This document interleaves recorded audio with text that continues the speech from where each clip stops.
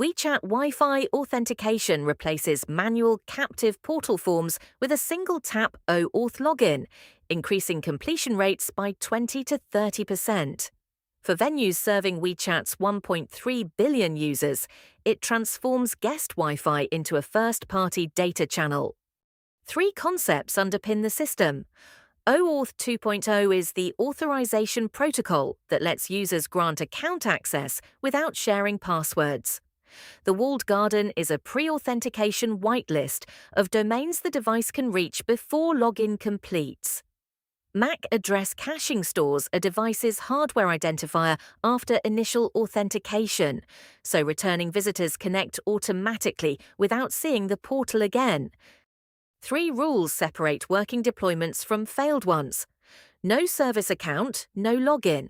Subscription accounts cannot access the OAuth APIs, and no amount of configuration will fix the wrong account type. Whitelist before you authenticate.